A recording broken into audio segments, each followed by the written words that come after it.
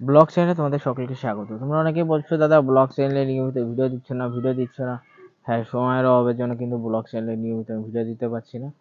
নানা রকম সময়ের অভাব রয়েছে, সেজন্য দিতে পারছি না। তবে আজ থেকে আবার কন্টিনিউস করলাম, ঠিক আছে? তো অনেকে বলছো দাদা তুমি কিভাবে ভিডিও শুট করো, আমাদের দেখাও, আমরা দেখতে চাই, আমরাও একটু ইউটিউবার হতে চাই। তবে বিশ্বাস করবে না, ইউটিউবের তুলনায় ফেসবুকে বেশি পরিমাণে ইনকাম। এখন কিন্তু বড় ভিডিওর তুলনায় শর্ট ভিডিও কিন্তু বেশি পরিমাণে ভিউ হচ্ছে, বেশি পরিমাণে ইনকাম হচ্ছে, ঠিক আছে? শর্ট ভিডিও কিন্তু এক একটা শর্ট ভিডিও মিলিয়নের উপরে কিন্তু ভিউ চলে যাচ্ছে। আর আমাদের ভিডিওতে দেখবে 500, 600, 1000 এরকম ভিউ আসে। তাও কতদিন কাজ করছে আমাদের ব্লগ চ্যানেলে? 4 বছর কাজ করছি, বুঝতে পেরেছো? তাও আমার কয়েকটা ভুল রয়েছে, ফলস রয়েছে বড় চ্যানেলে। মানে এইচডি কোয়ালিটির ভিডিও দিতে পারে, নর্মাল মোবাইল দিয়ে ভিডিও তৈরি করেছি। নর্মাল মোবাইল দিয়ে ভিডিও তৈরি করলেও এটাও কিন্তু নর্মাল মোবাইল দিয়ে শ্যুট হচ্ছে। নর্মাল মোবাইল দিয়ে ভিডিও শ্যুট হলেও আমরা যদি এইচডি কোয়ালিটির ভিডিও তৈরি করতে পারি না, তাহলে তার মূল্যই আলাদা। এই জন্য সেই অ্যাপস তো আমাদের ইন্ডিয়াতে নেই, অ্যাভেলেবেল নেই। আমাদের ইন্ডিয়াতে রয়েছে ভিএন। হ্যাঁ, কালার গ্রেডিং করা যায়, ইন শর্ট কালার গ্রেডিং করা যায়, সব কিছু করা যায়।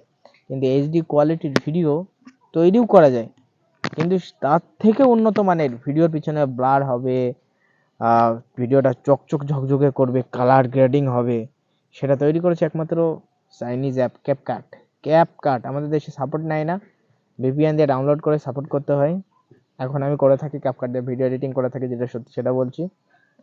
ভিয়ান দিয়ে এখন এডিটিং করি না, তার কারণ ভিয়ান আমাদের দেশীয় অ্যাপস।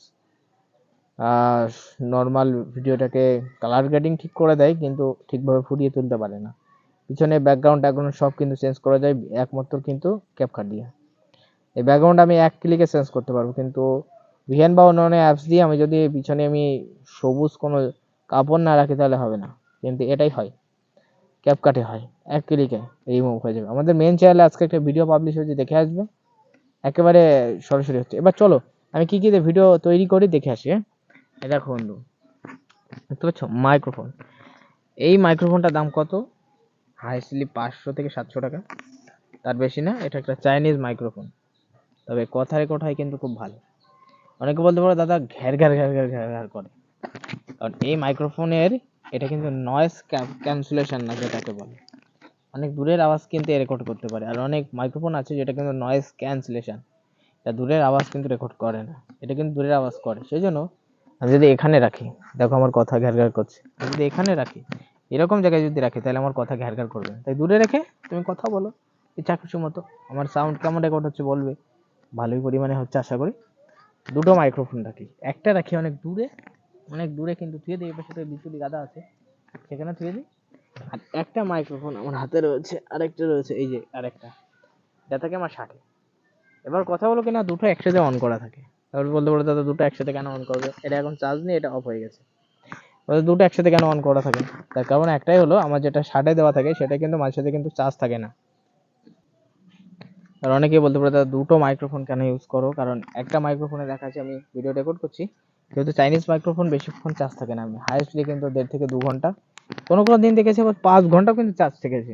কিন্তু আমার মাঝে সাথে কিন্তু সমস্যা করে, দেখা যাচ্ছে কথা আমি ভয়েস কিন্তু রেকর্ড করছি, রেকর্ড করতে করতে এটার চার্জ শেষ হয়ে গেল। তাহলে এটা তো দূরে আছে, এটা রেকর্ড করবে তখন। বুঝতে পেরেছো আমার কথা? চার্জ শেষ হওয়ার খতম হওয়ার কারণে কিন্তু দুটো মাইক্রোফোনই কিন্তু কাজ করে, একটা দূরে থাকে আর একটা কাছে থাকে। বুঝতে পেরেছো? একটা পকেটে থাকলো আর একটা আমার কলারে থাকলো, তাহলে একটা অফ হয়ে গেল কিন্তু আরেকটা কি থাকবে? অন থাকবে। তাহলে আমি কথা বলতে পারবো। কথা বলে আমার সমস্যা আছে?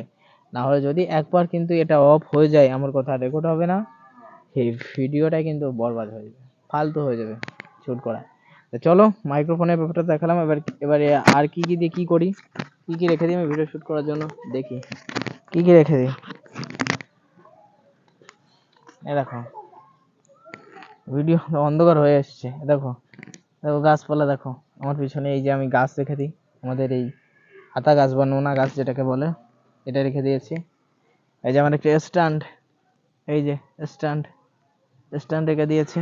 এই দেখো একটা গামছা রেখে দিয়েছি, এই যে এই দেখো, দেখতে পাচ্ছ একটা গামছা, এই একটা গামছা রেখে দিয়েছি, মুখ টুক মুছি। আর ওই মোবাইলটা কিন্তু ভিডিও এডিটিং বা প্রসেসিং চলছে, যা তোমরা কিন্তু দেখতেই পেলে।